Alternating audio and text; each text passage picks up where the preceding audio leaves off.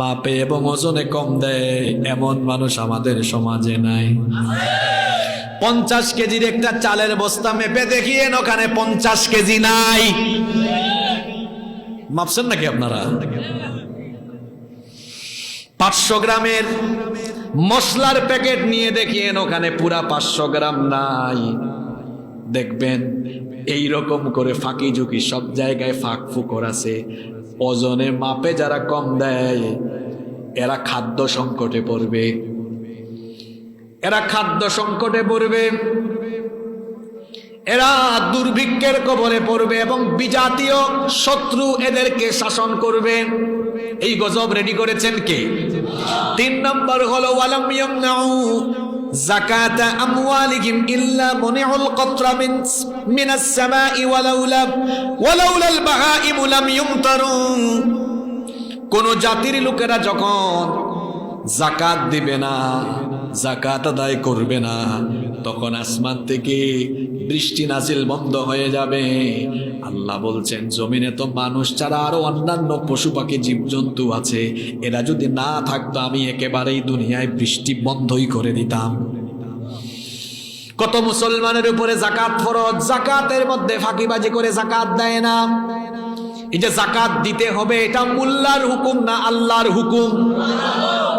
আপনি যখন যাকাত দিবেন না, সম্পদগুলো হালাল থাকবে না, হারাম হয়ে যাবে। আপনার নিজের শরীর, পরিবারের সবার শরীর হারাম হবে। এই হারাম শরীরের কোনো নামাজ, রোজা, হজ, যাকাত, এই হারাম শরীরের কোনো দোয়া, কোনো ইবাদত আল্লাহ কবুল করবেন না। কারণ আপনার তো নিজের বডিটাই হারাম। ইবাদত কবুলের পূর্ব শর্ত হলো হালাল খাওয়া। এখন আপনি যাকাত দিলেন না, গোটা সম্পদ তো হারাম হয়ে গেল। হারাম খেয়েছেন, শরীরটা হয়ে গেছে কি হারাম। এই হারাম শরীরের কোনো ইবাদত আল্লাহ কবুল করবেন না। 4 নম্বর হলো আল্লাহর হাবিব বলেছেন ওয়ালাম ইয়ামকুদু আহদাল্লাহি ওয়া আহদা রাসূলিহি ইল্লা সাল্লাল্লাহু আলাইহিম আদুওয়াম মিন গায়রিহিম ফাআখাযু বা'দা মা ফি আইদিহিম।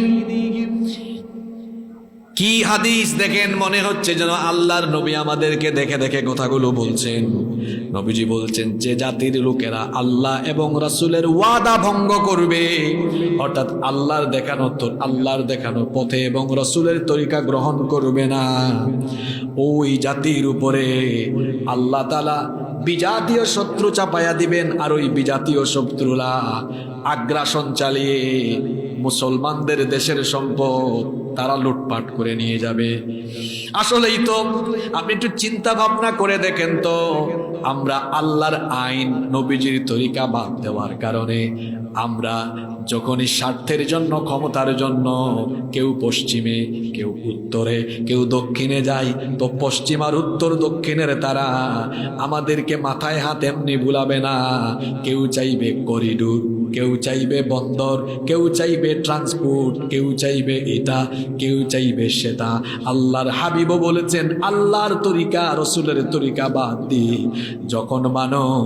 যখন মানুষ জীবনযাপন আরম্ভ করবে, এই রকম বিজাতীয় শত্রু দিয়া তাদের দেশের সম্পদ আল্লাহ ওদের হাতে তুলে দিবে। কথা কি বোঝা যায়? দুর্যোগপূর্ণ আবহাওয়া তো ইশারা ইঙ্গিতে বলে যাচ্ছে, বুঝে নেওয়ার চেষ্টা করুন। নাম্বার 5 নম্বর হলো ওয়ামা লাম তাহকুম আইম্মাতুহুম বিকিতাবিল্লাহি ওয়া ইয়াতাখায়্যারু মিম্মা আনজালাল্লাহু ইল্লা জাআলাল্লাহু বা'সাহুম বাইনাহুম। যে জাতির লোকেরা আল্লাহর কিতাব দিয়ে বিচার ফয়সালা করে না, রাষ্ট্র শাসন করে না, ওই দেশগুলোকে গৃহযুদ্ধের মতো অবস্থা আল্লাহ বাঁধায়া দেন। যেখানে আল্লাহর আইন চলে না সেখানে অশান্তি, মারামারি, কাটাকাটি, চাঁদাবাজি, রাহাজানি, সন্ত্রাস আর লুটপাট। এই কথার সাথে আজকের দুনিয়ার বাস্তবতার মিল আছে না নাই? শান্তি পেতে হলে আল্লাহর আইনের দিকে ফিরে আসতে হবে। মানুষ যদি আইন বানায়, মানুষ হলো স্বার্থপর, সে প্রথমেই তার নিজের স্বার্থে, নিজের দলের স্বার্থে, পেটের স্বার্থে আইন বানাবে।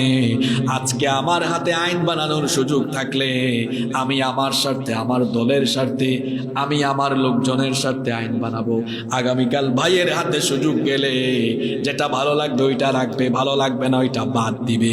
এই জন্য দেখবেন মানব রচিত সংবিধান বিভিন্ন দেশে 16 বার, 17 বার, 18 বার পরিবর্তন হয়েছে, সংশোধন হয়েছে। কারণ হলো ওরা আসলে মানুষের জন্য সংবিধান বানায় না, সংবিধান বানায় নিজেদের পেট নীতির জন্য। আর নিজেরা যেন ভালো থাকে, নিজেরা যেন চেটে পুটে লুটপাট করে খাইতে পারে, সেই জন্যই তারা বারবার সংশোধন করে। বুঝলে ভালো, বুঝলে বুঝপাতা, না বুঝলে তেজপাতা।